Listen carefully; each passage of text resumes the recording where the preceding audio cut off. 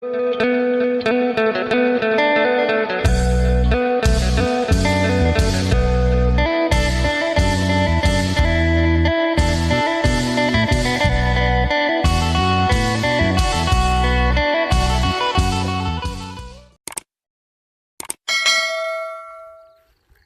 สบายดี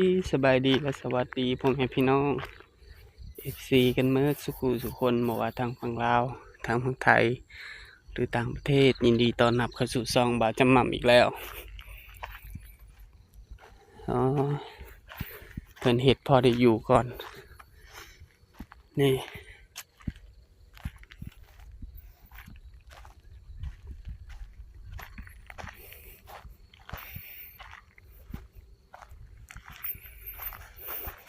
พอเฒ่าคู่นอนอยู่นี่บ่พอเฒ่า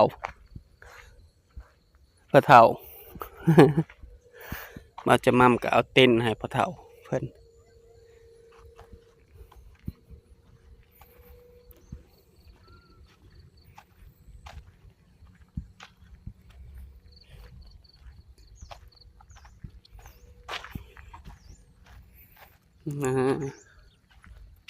เตาถ่านของ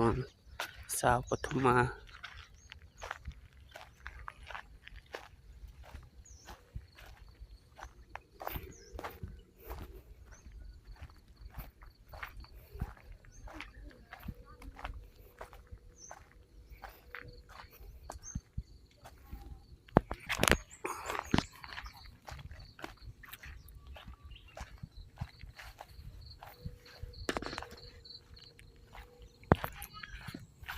บ้านเฒ่ามันตื่นได้เศร้าอากาศก็เย็นหน่อยหนึ่ง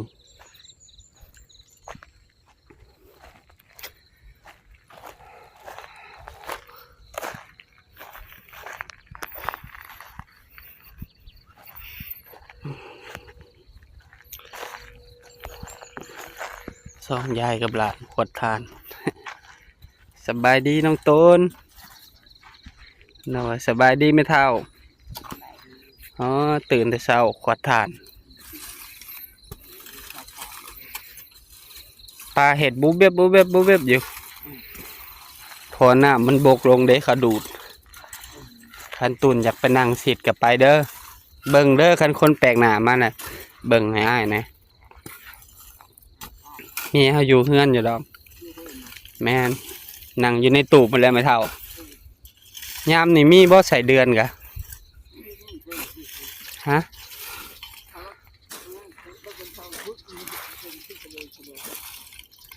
อยู่เฮือนบ่อ้วนพอเฮือนแสดงหมองเราครัวไก่ผมได้ไม่เท่าไปขอขุดเอาน้ำเพิ่นแล้วก็ไปซิดไปตกนี่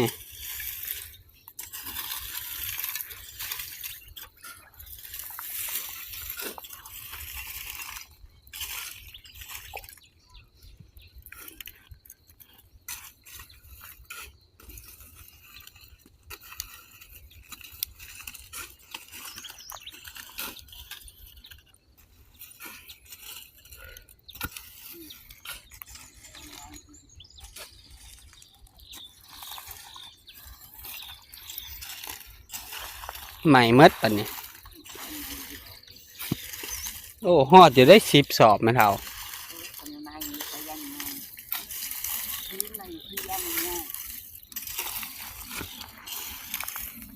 ได้ยังกินข้าวเช้าไม่เท่าฮะแกงหมึงมี่หรือว่าบ่มีของกินมีอันกินเอากินนั่นห้อยอันพอเท่าคูณน้ำมาให้แหละออมเทละน้อยออมทำกินมันเนาะอ๋อ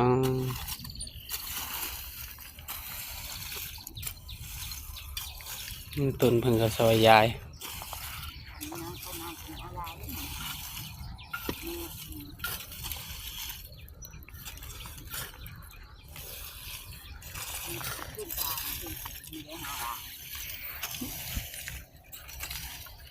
เพิ่นนอนอยู่ใช้ปะเถาคูณ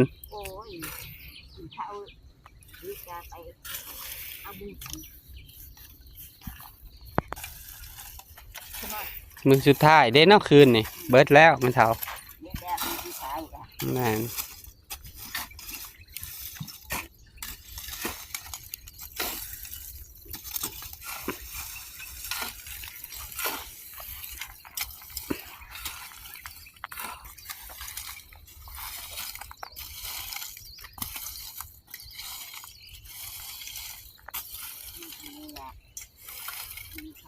มือใหม่เนี่ยโดย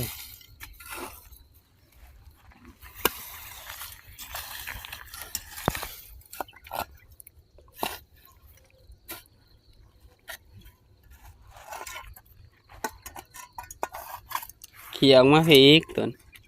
จะเอามาอยู่ทางหลังเขี่ยออกมามันใกล้โพดบัดเจ้าเขี่ยออกมาบัดหนาเจ้าจังนั้นบ่มีบ่อนไว้เด้เขี่ยออกมาคอยขวดออกมา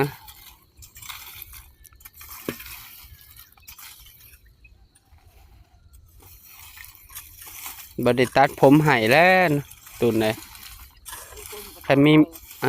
เขาเอาไปเบิดเลยเขาเอาไปเบิดไม่เท่าไว้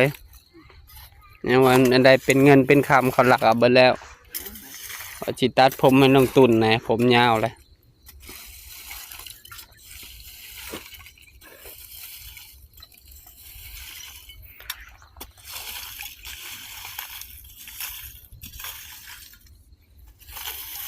ตั้งแต่ไอ้ตัดให้บ่ได้เนาะตุนเนาะบ่มือตัดเพิ่นนึงแล้วมันยังยาวไวเนาะ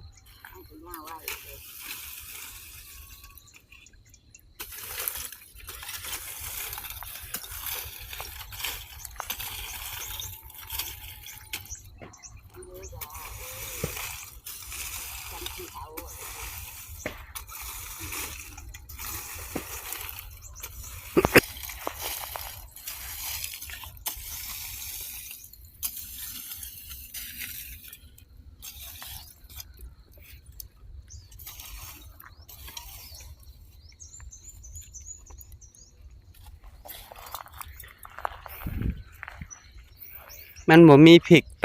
ปตลาดพริกแกงเผ็ดกับพริกแกงใต้ว่าจะเห็ดแบบว่าเห็ดคือประเภทนั้นแกงคั่วหอยแล้วให้แม่เฒ่ามาซิมบ่ไปตลาดแล้วบ่มีอยู่ลาวบ่มีแต่พริกแกงเผ็ดใส่หน้าข้าวปุ้นมันเพิ่นบ่แซ่บนอกจากมุกดาหารว่าจะเห็ดประเภทแกงใต้ใส่กะทินะแม่เฒ่าใส่กะทิเอาพริกแกงเผ็ดแกงใต้ลงแล้วก็ว่าสิแบ่งมาให้กินไปแล้วผัดบุมีได้อ้อมหอยแล้วอ้อมเทื่อละน้อยเฮากะเทื่อก็อบหอยพอได้กินลายมือไปผัดจ่อยไปนะ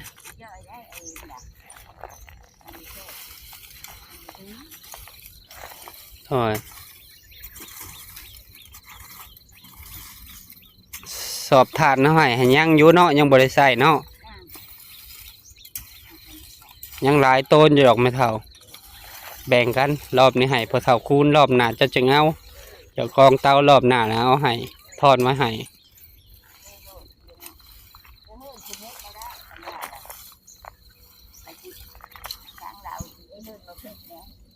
ฮะ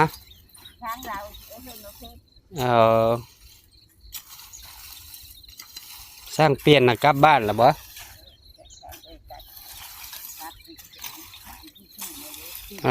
3-4 มื้อเลย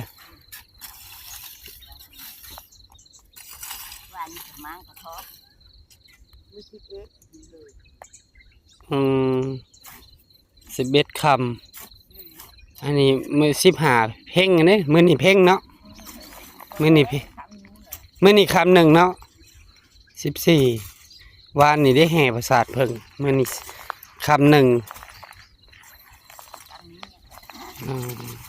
โอ้งามอยู่เท่าที่11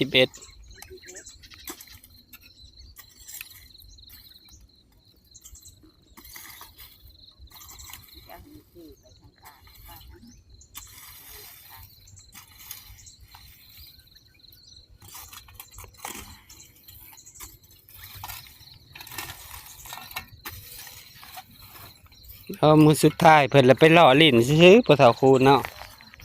ไปย่างนำเพิ่นคนหลายโอ้ยขี้ฝุ่นคนกายไปกายมาบุญวันโหลดเที่ยวเบิดคืน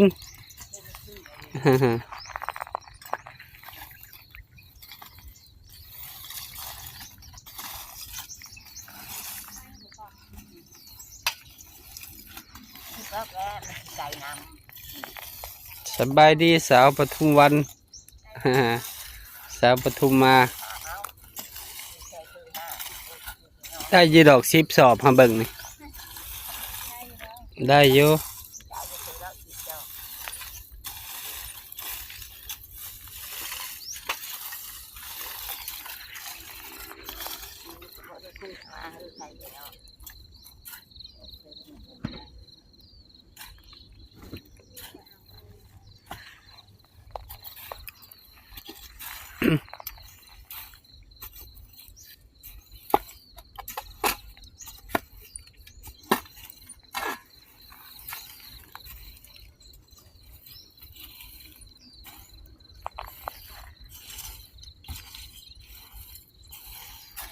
เนี่ยนี่ชาวแอนนาบ่ซอยบ่มื้อนี่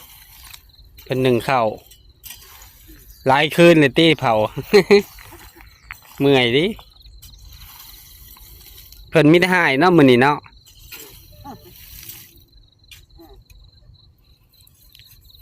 ว่าเอาไก่ไปที่จังในที่จังที่เลยว่าเอาไปไม่ได้ กวดน้องตุน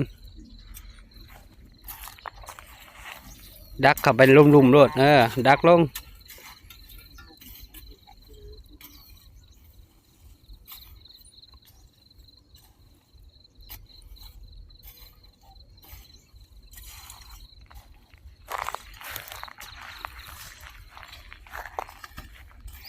แดดออกแต่เช้าหนาวก็คือบ่หนาวพอดีอยู่ ไม่หนาวไปเลยค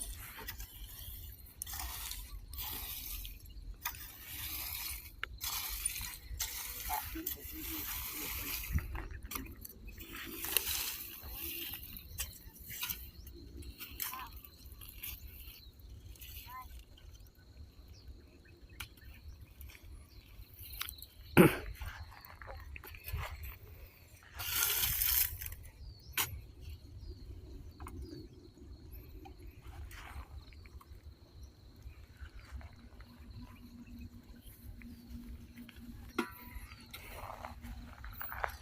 บุญมันธาตุเบิดเป็นในเรือบุญนันธาตุพนมเดือน2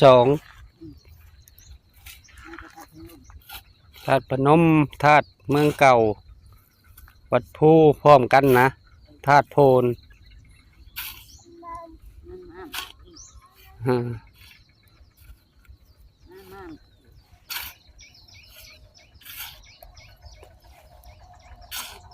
แม่นบ่จักโหลดเพิ่นแม่นแล้วรถไทยบ่เฒ่าเนาะเสียงตอกตอกตอกตอกตอกนิ่มๆเนาะ นี่แม่เลี้ยงที่น่าจะเช้าแล้ว อื้อหือ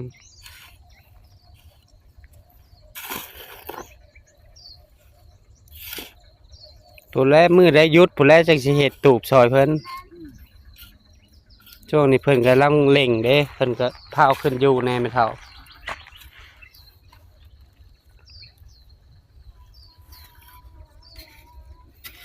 ก็ จอยบ่ ก็ห้องนอนแล้วแล้วก็ พี่จอยจะชาติกันแค่ไม่ได้จักแน่ไอ้เนาะ ยังบ่มีทันมีหยังหมดแม่นบ่ บ่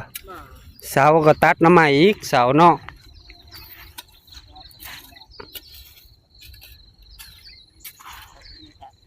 อย่าเฮาในใจเฮาให้อยากให้ยับไปพุ่นเพื่อเฮาได้น้ำให้มีแต่หาถังมาใส่แหละพอเฒ่าก็บ่มีพอได้ถังใส่โต่งใส่นะหดน้ำอาบน้ำก็ได้ได้น้องเฮาแต่เก่าเฮาก็ยังอาบเพื่อนซุมื้อนี่มันใช้ไม่เท่าเอ้ยคนบ่ได้ลงหดทานหดหยังเฮาได้ใส่มันจึงบ่ได้เพื่อสิมันหิวมาหาบมาอยู่พี่บ่ง่ายเด้เนาะหามไปหามมาห่วย มันอยู่ใกล้แน่ แล้วเพิ่นก็ว่า เฮาอยากให้ยับไปพอดีเห็นสายถอถึงหั่น ที่เพิ่นสิบาทถึงน้ำน้ำกะที่หางอยู่คือน้ำพนองหาง เราผัด เราพอดี เราบ่มักแบบนั้นนะ เราอีนะ แล้วมักอยู่แบบเงียบๆพอเฒ่าเรา อยู่แบบนี้สะดวกสบายบ่ได้สบายใจแล้วก็อยู่หมู่หันเลยไม่เฒ่า ของเราเคยอยู่ที่ผ่านมาเนาะ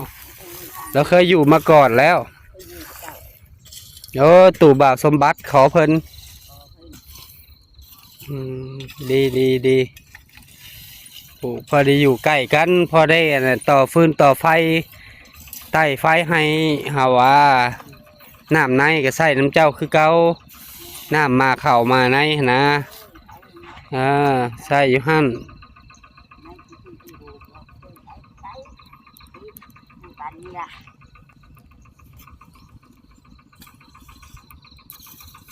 ทีนี้มาไงมันอยู่ตรงมันอยู่หัน เอ้าอยากนอนอยู่หั่น มันอยู่หัน บ่อยากนอนเฮือนใหม่ นอนอยู่มันบนดินตรงดินนะ เออโดยเอาฝากพ่อๆแม่ๆเป็นกำลังใจให้แม่เฒ่าคำเนี่ยเด้อเอาสิได้ไปล่ะไปการก่อนแม่เฒ่าเริ่มสวยแล้วสบายดีอยู่ดีไม่แห้งแม่เฒ่าเอ้ยคันว่างๆคันบ่ได้ไปไสกะขวดทานขวดหยังแล้วก็ไปนั่งในตูบกินบ่น้องต้นไปนั่งสีดเบ็ดคือเก่าเป็นหูเป็นตานำกันแหละบ้านใกล้เฮือนเคียงแม่เฒ่าเอ้ยเบิ่งแย่งกัน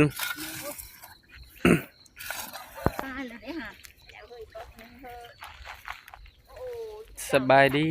สาวนา เขากวาดทานบ่ ขอทานนั่นเลยค่ะ โดย